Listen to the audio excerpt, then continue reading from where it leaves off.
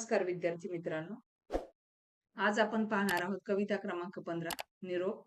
ही पद्मा भोळे यांची कविता आहे.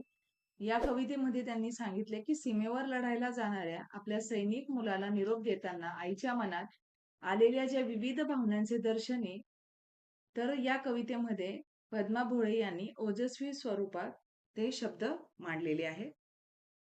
कविता पहा. बाळे चाललास रणा, घरा बांधिते तोरण, पंचप्राणांच्या ज्योतींनी तुझं करीते औक्षण. तर औक्षण म्हणजे ओवाळणे. तर बाळा, तू रणांगणावर चालला आहेस, हा शुभ शकुन आहे.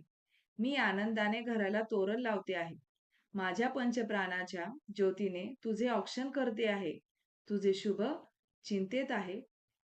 असे ते सीमेवर लढायला जाणाऱ्या आपल्या मुलाला निरोप देताना आई म्हणत आहे. पुढे पहा. याच विक्रमी बाहूंनी स्वतंत्रता राखायची खांद्यावरी, या विसावे शांती उद्याच्या जगाची. तुला तुझ्या पराक्रमी हातांनी भारतीय स्वातंत्र्याचे रक्षण करायचे आहे. तुझ्या बळकट खांद्यावर भविष्यातील जगाची शांती विसावणार आहे. तुझ्या पराक्रमाने तू उद्याच्या जगाचा शांतीदूत ठरणार आहेस, असे या ओळीमध्ये लिहिले आहे. पुढच्या ओळीत लिहिले की म्हणून या माझा डोळा नाही थेंबही दुःखाचा, मीही महाराष्ट्र कन्या धर्म जाणते वीराचा. म्हणून तू रणांगणात जातोस याचे मी दुःख करणार नाही. माझे डोळे आसवांनी ओथंबले नाहीत. मी सुद्धा महाराष्ट्र कन्या आहे. मला लढणे हा वीराचा धर्म माहीत आहे. वीर मातेचा वारसा माझ्याकडे आहे, असं त्यांनी या ओळीमध्ये सांगितले.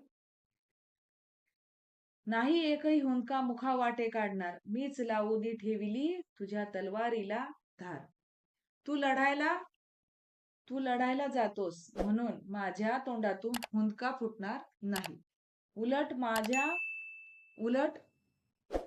तुझ्या तलवारीला म्हणजे शस्त्राला धार मीच लावून ठेवली आहे.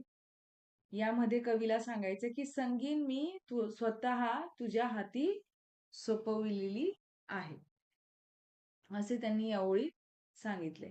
पुढच्या ओळीमध्ये पहा.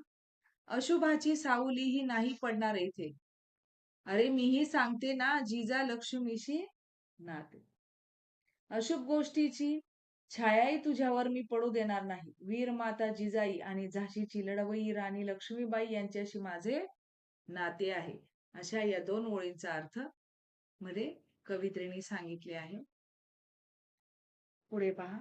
तुझ्या शस्त्रांना अस्त्रांना शक्ती देईल भवानी, शिवरायाचे स्वरूप आठवावे रणांगणी. रणांगणावर लढायला जाणाऱ्या बाळाला धीराने निरोप देते. ती लढताना तुझ्या शस्त्रांना म्हणजे बंदुकांना, अस्त्रांना माय भवानी उदंड शक्ती दे. भवानी मातेचा आशीर्वाद तुझ्या पाठीशी आहे.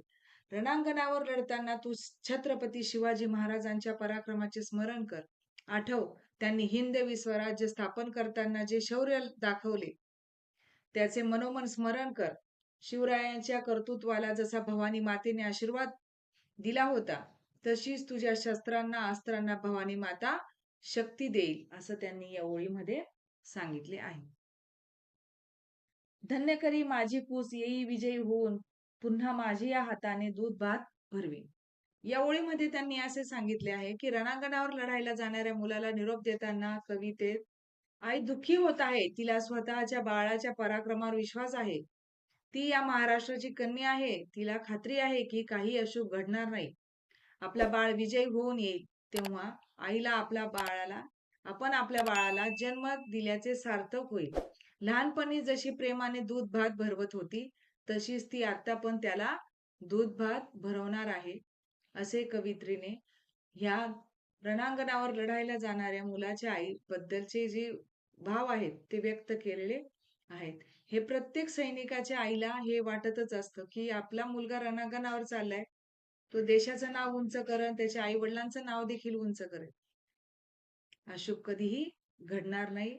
सर्व बाळ विजयी होऊनच येतील, असे प्रत्येक आईला आपल्या लेकराबद्दल वाटतच असतं की मी कधी ना कधी तू येशील तेव्हा तुला माझ्या प्रेमाचा दूध भात भरवेल. आजची ही कविता तुम्हाला समजलीच असेल. काही अवघड नाहीये. आपल्या सीमेवर लढायला जाणाऱ्या प्रत्येक मुलाला निरोप देताना हे आईचं जे वाक्य आहे हे कवयित्रीने फक्त कवितेतून मांडण्याचा प्रयत्न केलेला आहे. तुम्हाला ही कविता समजली असेल. धन्यवाद.